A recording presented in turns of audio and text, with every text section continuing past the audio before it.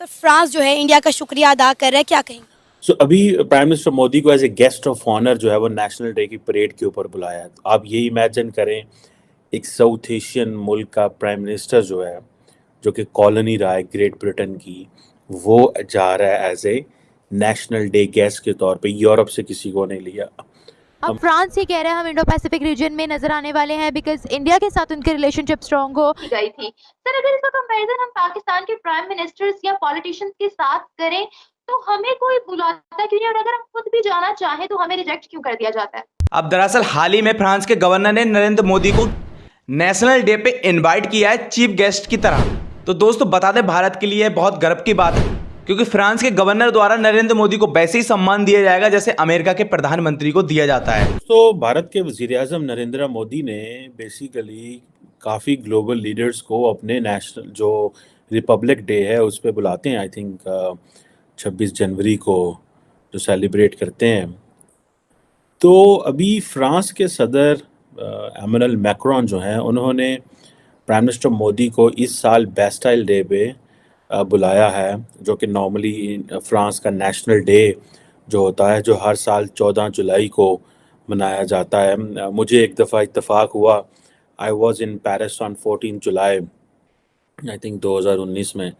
तो मैंने वो देखा जो इनका नेशनल डे है, ये जितना भी शांज़ेलीज़े का एरिया है या जहाँ पे आईफल टावर है, ये सारे एरिया को वो खाली करा लेते हैं और बड़ा ज़बरदस्त किस्म की मिलिट्री परेड और बहुत कुछ होता है वहाँ पे। एक प्रॉपर ज़ाहिर बात है इसकी हिस्ट्री है, लेकिन मैं इसको ज़ाहिर बात है इंडिया फ्रांस ताल्लुकात के हवाले से देख रहा हूँ। और क्यों प्राइम मिनिस्टर मोदी को बुलाया गया है? एक तो मैं समझता हूँ इस बात को कि भारत के वज़ीर-ए-आज़म ने एक जिसे कहते हैं ना ट्रेंड डालना है, ट्रेंड भी डाला है।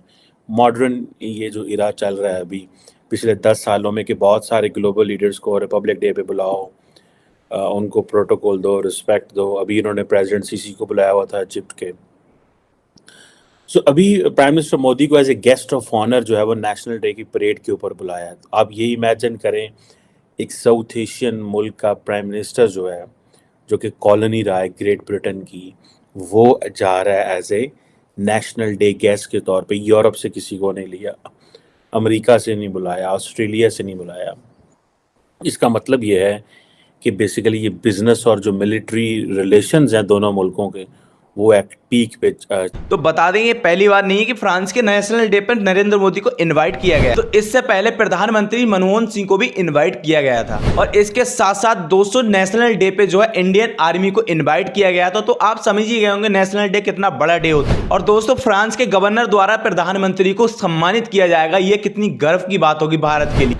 दोस्तों आपके मन में एक ख्याल आता होगा कि यूरोप के दोस्त भारत पर क्यों मेहरबान हुए। तो दोस्तों यह इसलिए हुआ क्योंकि भारत जो है दुनिया में सबसे ज्यादा पॉपुलेशन वाला देश बन चुका है और इसका सबसे बड़ा कारण यह भी है कि फ्रांस जो है यूके की जगह लेना चाहता। दरअसल बात यह है कि भारत की जितनी बड़ी बड़ी कंपनियां हैं उनका इन्वेस्टमेंट जो है अमेरिका में है, इसीलिए भारत की जितनी बड़ी बड़ी कंपनियां हैं वो फ्रांस में अपना इन्वेस्टमेंट, जिसकी वजह से फ्रांस जो है डिफेंस सुपर पावर बन जाए।